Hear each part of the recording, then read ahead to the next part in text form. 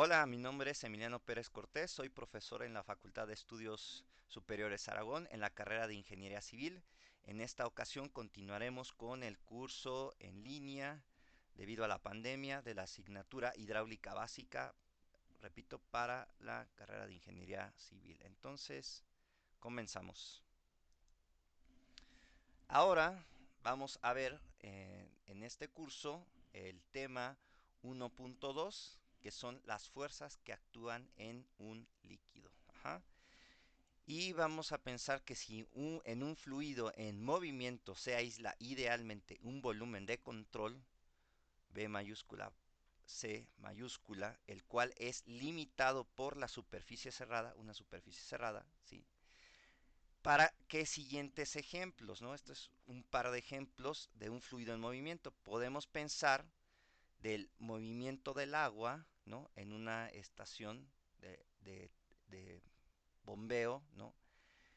En un múltiple de descarga, el movimiento o el fluido en movimiento está en tuberías. Yo tendría aquí, ¿no? Un volumen de control, o aquí aislaría idealmente un volumen de control en una de las tuberías. Ajá. Y tendría la limitante, o estaría limitado, perdón, ese volumen de control con una superficie cerrada, ¿no? Ese sería un ejemplo. Otro fluido en movimiento es el flujo o el gasto que pasa a través de los canales. En esta dirección, por ejemplo, sería el movimiento del agua o del flujo. Aquí también la idea es aislar idealmente un volumen de control. ¿Y por qué voy a hacer eso? Porque con ese diferencial de volumen de control y ese diferencial de la superficie cerrada, voy a analizar las fuerzas que actúan en ese líquido en movimiento, ¿no? Entonces, continúo, y las fuerzas que tenemos que actúan en ese líquido o en ese fluido son las fuerzas de superficie y las llamadas fuerzas de cuerpo. Las fuerzas de superficie son producidas por las acciones de contacto de las partículas situadas en el contorno del medio con el exterior mismo. Es decir, son el resultado del contacto físico entre el cuerpo y sus alrededores. Estas pueden ser una normal, una fuerza normal o una fuerza tangencial. ¿Cuál es ese resultado de contacto físico? Por ejemplo, aquí en canales, cuando se está moviendo ese volumen de control, el contacto del agua con los taludes o las márgenes del canal, pues esa ahí es un contacto. El contacto que tiene el agua con la que en un futuro ustedes van a ver en hidráulica canales, que se llama la plantilla, ese es otro contacto. La superficie libre del agua no tiene contacto con la estructura, pero tiene contacto con la atmósfera o con el otro fluido en aire, por decirlo así, pero también es un contacto. Y son fuerzas de superficie. Ajá. Son el resultado, repito, del contacto físico entre el cuerpo y sus alrededores. Ese sería un ejemplo. Ahora bien, ¿cuáles son las fuerzas de cuerpo? Son las fuerzas que se ejercen a distancia sobre las partículas del interior del medio continuo, es decir, son fuerzas de campo que resulta de una acción a distancia entre el cuerpo y sus alrededores. Estas pueden ser de diferentes tipos. Puedo tener unas fuerzas de campo inerciales, de cohesión. La más importante que vamos a ver es la gravitatoria o el peso, es decir, la gravedad, ¿no? La fuerza del campo gravitacional. Ajá. También puede ser fuerzas de campo centrífugas o fuerzas de campo electromagnéticas. Ajá.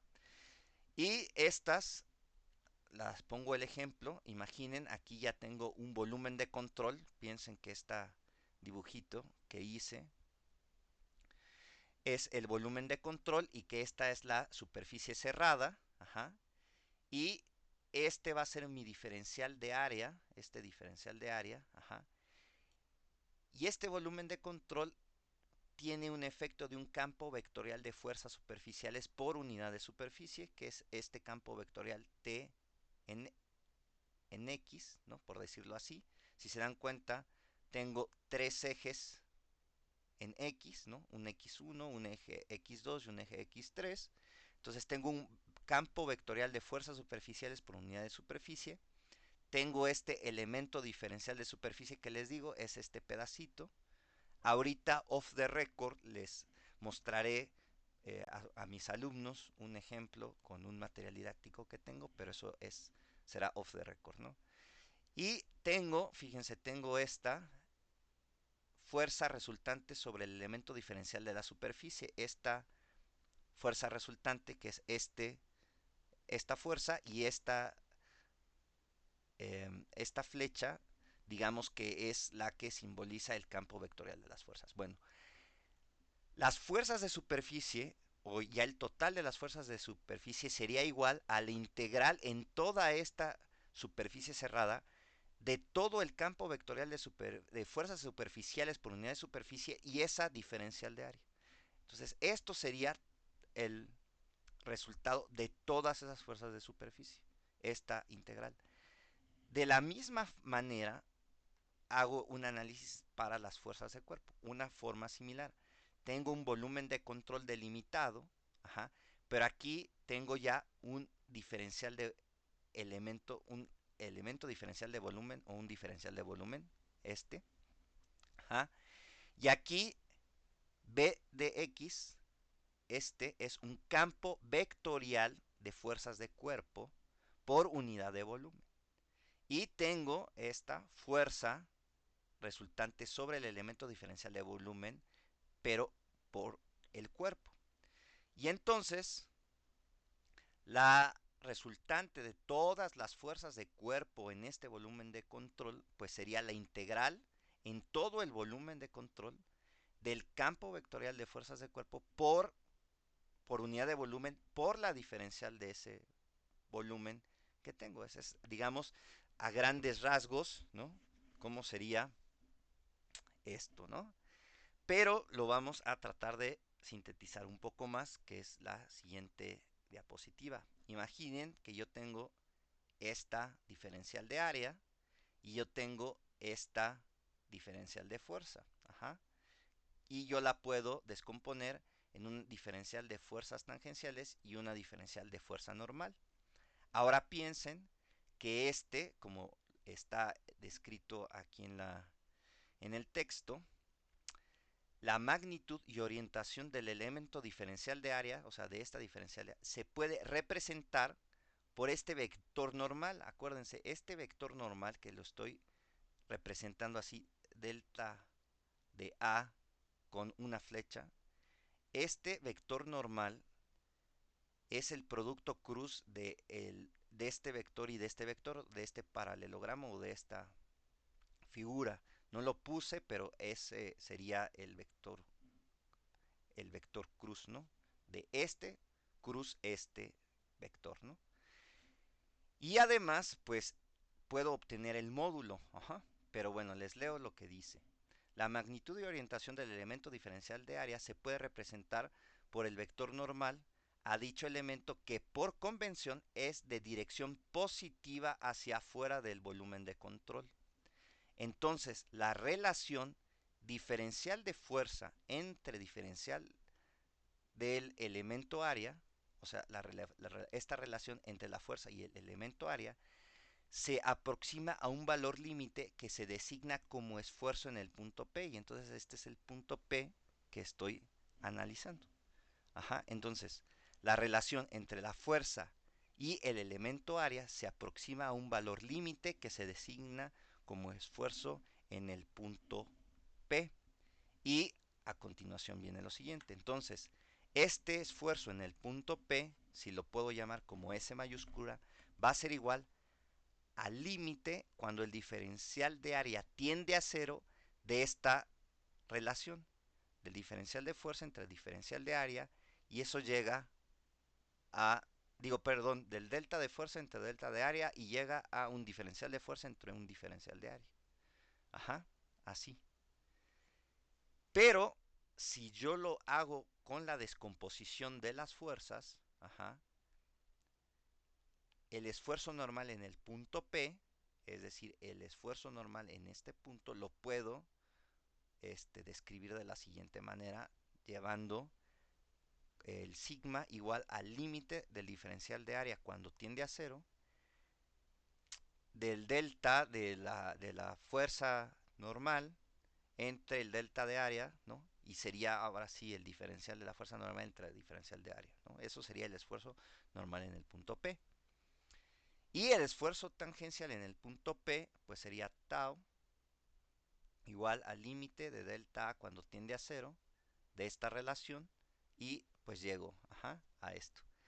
Aquí pude haber puesto el sigma aquí como subíndice, aquí también, y aquí tau como tau, pero lo dejé así, ¿no? Digamos, es una notación. Con esto, con esta simplificación o esta idea general, llegamos también en el tema 1.2 al concepto de presión, que es lo que voy a leer y describir a continuación. Si se acepta a priori que dentro de un fluido en reposo o de un fluido ideal o no viscoso en movimiento, y repito, si se acepta a priori que dentro de un fluido en reposo no actúan fuerzas tangenciales sobre el elemento de superficie considerado, en el punto P actúa exclusivamente una fuerza normal al elemento de superficie y paralelo al vector delta de A. ¿Qué es esto? Y aquí va a haber el cambio. Es lo siguiente. Fíjense, aquí estoy haciendo el cambio. Yo estoy asumiendo que no existen a priori, repito, no existen o no actúan fuerzas tangenciales o cortantes. Entonces, lo que estoy a priori aceptando es quitar este y entonces solo existe una fuerza normal en ese punto, en este diferencial de área, ¿no? Y que es paralelo al vector normal de esa área. Entonces, esto es lo que acabo de explicar. Entonces, ¿qué pasa? La relación entre la fuerza y el elemento área en magnitud se aproxima a un valor límite que se designa como presión. Ajá, como presión.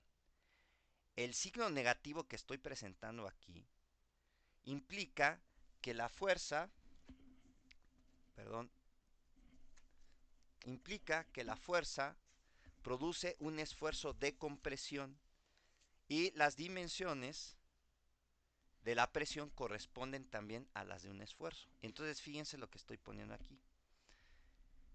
Menos P va a ser igual al límite de este delta cuando tiende a cero de el delta de la fuerza, que ya va a ser normal. Ya no, aquí ya no le puse el subíndice, pero estoy asumiendo que esta se convierte en una sola fuerza entre el delta de área y sería el diferencial de área en, perdón, el diferencial de fuerza entre el diferencial de área. Ajá. No lo puse en esta imagen, pero lo voy a mencionar de manera verbal, que se considera que el esfuerzo normal es positivo cuando se trata de una tensión y negativo cuando es una compresión. Ajá. Porque después lo vamos a ir viendo de que los líquidos no, eh, no, no soportan, no toleran y usen el adjetivo que a ustedes les guste, ajá, pero no pueden, no se les puede aplicar una fuerza de tensión. Es decir, yo a un líquido, pues no lo puedo jalar, o sea, ¿no? O sea, no le importa al líquido si como que lo jalas, ¿no? Sí lo puedes comprimir, o sea, sí lo puedes hacer, le puedes hacer compresión, ajá, pero tensión, así como tal, pues no. Al acero sí lo puedes tensionar, ¿no? Como ejemplo, ¿no? No en líquidos o fluidos, ¿no? En sólidos, por ejemplo, el acero trabaja bien a tensión, el concreto trabaja bien a compresión, el concreto no trabaja tan bien como el acero a tensiones, ¿no? Esa es la idea de lo que estoy comentando verbalmente, ¿no? Entonces continúo. porque lo que voy a mencionar a continuación es muy, muy importante y que no se vaya a olvidar. Y es lo siguiente. La presión en un punto es una magnitud escalar. Y vuelvo a repetirlo, lo voy a repetir 3 veces. La presión en un punto es una magnitud escalar. Ya lo repetí una segunda vez y lo voy a repetir una tercera vez. La presión en un punto es una magnitud escalar. Y por lo tanto, ha quedado definida como el cociente entre dos escalares. Carece de sentido decir que la presión actúa en cualquier dirección o en todas direcciones, pues se trata de una magnitud escalar. Y ahorita, off the record, voy a explicar más a detalle con mis alumnos. Entonces, esto es lo que tenía, ¿no? Y esto es el concepto de presión. ¿Cuáles son sus unidades en el sistema internacional y cuáles son sus unidades en el sistema gravitacional? Las unidades en el sistema internacional de la presión son newton sobre metro cuadrado y esto es pascales. Ajá. Newton. La magnitud de la fuerza, estoy hablando de la magnitud, no el vector fuerza. Ojo, la magnitud. La magnitud es un valor escalar. Cuando yo lo divido en otra magnitud escalar, que es metros cuadrados, son dos magnitudes escalares, resulta que una magnitud escalar. Por lo tanto, la presión es un escalar. Newton sobre metro cuadrado, que son pascales. En el sistema gravitacional le llamamos kilogramo fuerza entre metro cuadrado. Y entonces, eh, eso sería todo de momento para la clase de hoy. Dentro de la grabación voy a continuar con mis alumnos off the record. Aquel público que está viendo esta grabación en el canal y que no se ha suscrito, le pido que se suscriba, que active las campanitas para que cuando lleguen las notificaciones le dé un buen like, que lo comparta para quienes crea que es necesario este tipo de contenido, que lo comparta en todas las redes sociales, que comenten, que hagan críticas constructivas, que pregunten, que manden felicitaciones, etcétera. Bueno, yo me despido, continúo con los alumnos off the record. Gracias, hasta luego.